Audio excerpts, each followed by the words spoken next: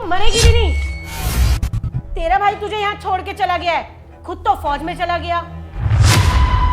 अरे यार तुम इतना भी गुस्सा मत करो, मुझे ना बहुत तेज भूख लग रही है। तुम इसको बोलो कि मेरे लिए कुछ अच्छा सा खाना बना के लेके आए। सुना नहीं तूने पारस क्या बोल रहे हैं? पारस को ना बहुत तेज भूख लग रही है, कुछ अच्छा सा खाना बना कर लेके आ इनके लिए। और हाँ, अगर खाना अच्छा नहीं बना ना तो तू सोच लियो कि मुझसे बुरा कोई नहीं होगा।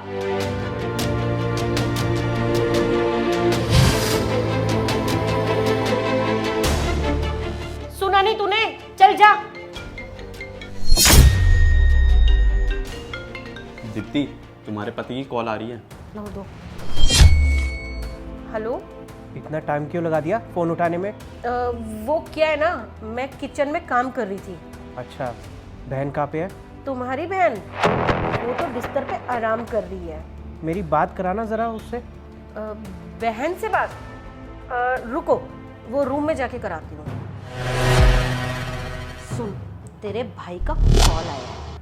अगर तूने अपने भाई को कुछ भी बताने की कोशिश की ना तो तू सोच लियो मुझसे बुरा कोई नहीं होगा। ये ले कर बात। हेलो। बहन कैसी है तू? मैं तो ठीक हूँ भैया, आप कैसे हो? हेलो। हाँ शुभम, तुम्हें टेंशन लेने की कोई जरूरत नहीं है, तुम बस अपनी जॉब पे ध्यान दो।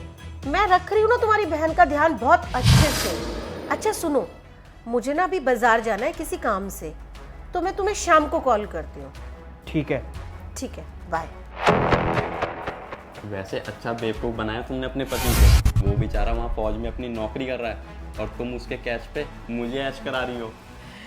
वैसे तो सही कहा तुमने, उसका कैश भी हमें मिल रहा है और कैश के साथ साथ ना ये घर भी हमें मिलेगा और ये नौकरानी भी। थोड़ी चेप जरूर है ये, और हमें ना बिल्कुल भी अकेला नहीं छोड़ती।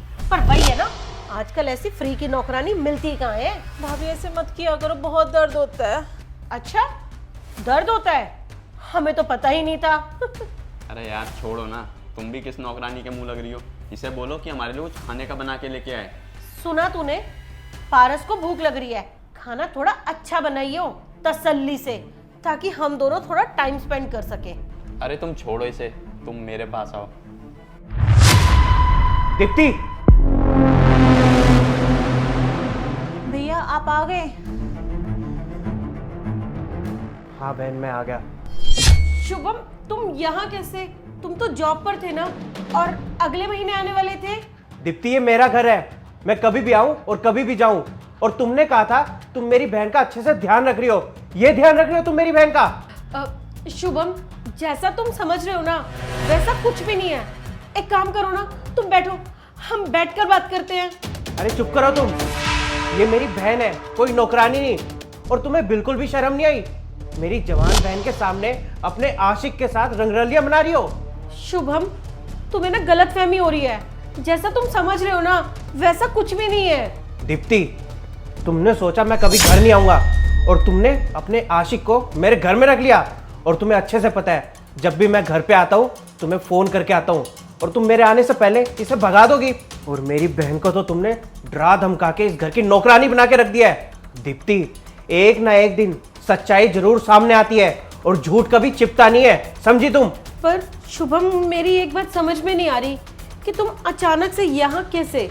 अचानक से नहीं आया हूं मैं, मुझे मेरी बहन ने तुम्हारी हरकतों के बारे में बहुत पहले ही बता दिया था, लेकिन मैं ही पागल था। मैंने मेरी बहन की बातों पे विश्वास ही नहीं किया। फिर मेरे दोस्तों ने तुम्हें तुम्हारे इस आशिक के साथ बाजार में देखा था, तब जाके मुझे यकीन हुआ कि मेरी बहन एकदम सच बोल रही थी। अब तुम्हारे साथ ये रिश्ता मैं एक पल भी बर्दाश्त नहीं कर सकता। निकलो मेरे घर से। प्लीज शुभम, मुझे माफ कर दो, मुझसे बहुत बड़ी गलती हो गई। मुझे अपनी गलती सुधारने का एक मौका दे दो। दीप्ति, तुमने ये गलती जाने अनजाने में नहीं, जानबूझ के की है। अब निकलो मेरे घर से और इस आशिक को अपने साथ लेकर जाओ।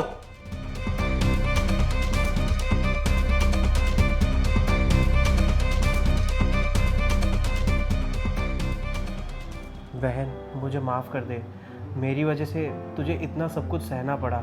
कोई बात नहीं भैया, इसमें आपका कोई कसूर नहीं था। आप बैठो भैया, मैं आपके लिए चाय लेकर आती हूँ।